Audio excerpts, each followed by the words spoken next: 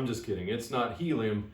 It's actually argon gas, one of the 5 different methods that I'm using to preserve this wine. You'll see it's the same wine, and every 3 days I'm tasting these wines to see which is the best preservation method. Stay tuned, Los Gates.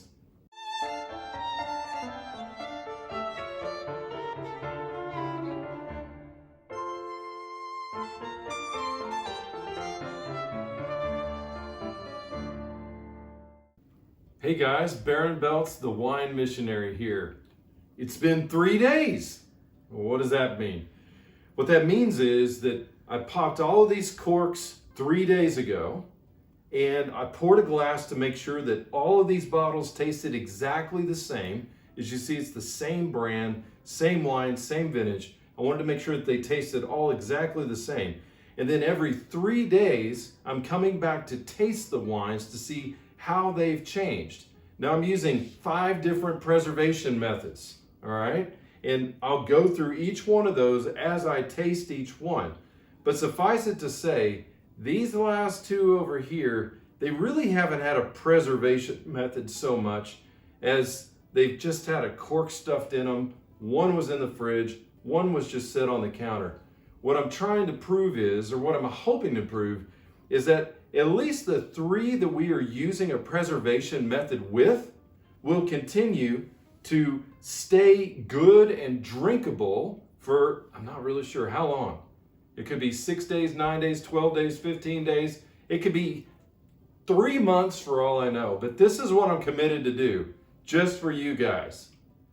I'm going to taste these wines every 3 days until the last one is gross. So I'm really expecting these 2 to be gross before long. Maybe not today, but pretty soon. While I really want to see how these 3 contend.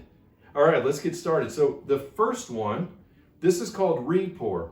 Now, you can watch my first video in this series to find out more about each of these methods, all right? But for the first 4, what I did was I took them all out of the refrigerator, and then I poured a small glass of each of these wines, as you can see.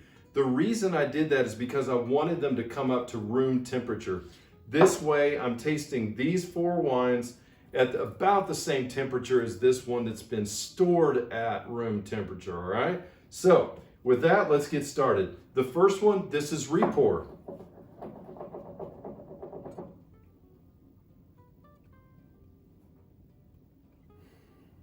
So, smells like I remember it.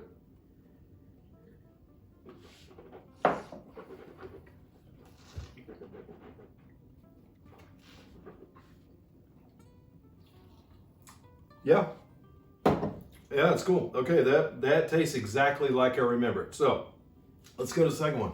The second one's where I'm using a pump, all right? Keep in mind the first 4, I'm refrigerating all 4 of those. And the reason why is because when you refrigerate, that helps to slow down the chemical process called oxidation. That's what we're trying to avoid here. When a wine oxidizes, it comes up with some really odd flavors. It doesn't taste anything like the wine did when you first began. That's why you preserve the wine. So, with the pump.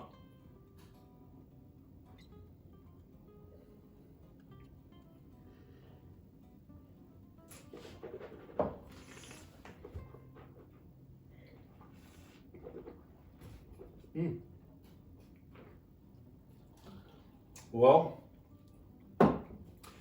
actually, I would tell you, like right from the very beginning, this one with the pump was more aromatic, and the flavor's a little brighter. So I would say so far, this one seems to be edging out the Repour. But again, it's a long-term test too, so let's not get too excited just after 3 days. Okay, so this one, the argon gas. And again, that's an inert gas. What it does is you spray it in, it displaces the oxygen inside the bottle, and oxygen is the enemy for wine. Red or white or pink, doesn't matter.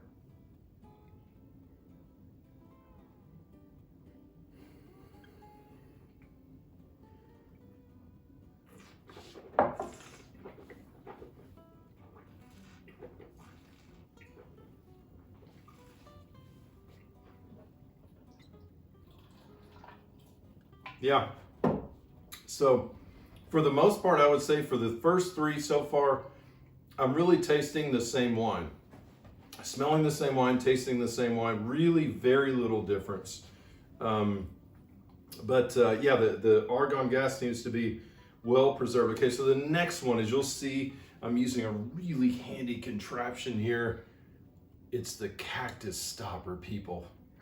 I don't know where you can find one of these, but it was a gift to us from my brother and my sister-in-law in Houston, Texas. Thank you guys. Love you, miss you. So anyway, this does nothing to remove oxygen inside the bottle. I hope you understand that. What this is good for is literally just sealing it, resealing it. It's easier than taking a little cork in and out for a few days, because that can damage the cork, and then you get cork in the wine, then you have all kinds of issues. So anyway, all I've done is just shove that dude in there, put it in the fridge. All right, so that's where we are now.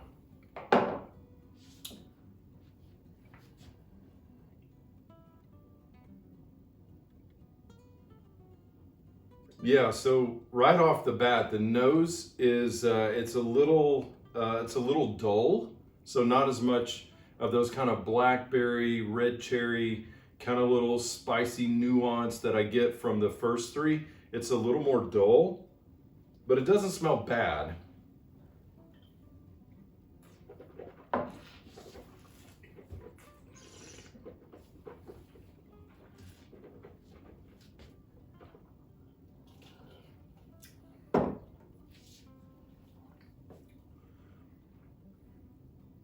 So flavor profile wise, I would say it's about the same. It's not quite as fresh tasting as these three. So I can definitely tell a difference here, not only in aromatics, but in flavor profile. Not a tremendous difference at this point, but a little bit. Okay, so now this is the guy that literally I just put a cork back in it and set it on the counter. Now, if you didn't watch the first video, I'm just going to go ahead and replay the warning now. Please don't do that. At least put it in the refrigerator to help slow down oxidation. This has no chance, guys. I'm just telling you right now. So just don't do the bottle of wine on the counter, put a cork in it, leave it at room temperature, and just hope for the best. So here we go. Pulling the cork, and let's try. That was pretty cool. Did you see that? All right, here we go.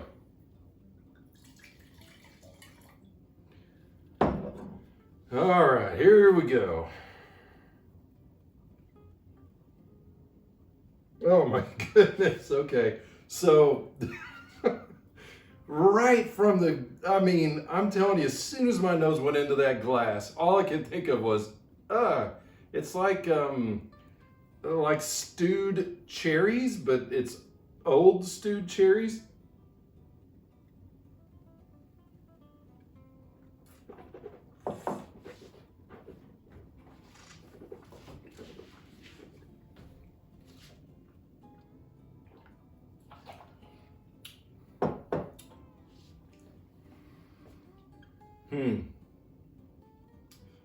So, all right, no offense, but all I'm gonna say is that maybe for just kind of the average wine drinker, after 3 days, you pull the cork on that, okay, maybe you're not gonna tell a tremendous difference. I can. Flavor profile, it's more muted, so it's not as, definitely not as expressive as the first three, nor even as the one that was in the refrigerator, this one, with just the cactus cork. But yeah, I'm gonna say this one is already downhill, already getting like lower scores.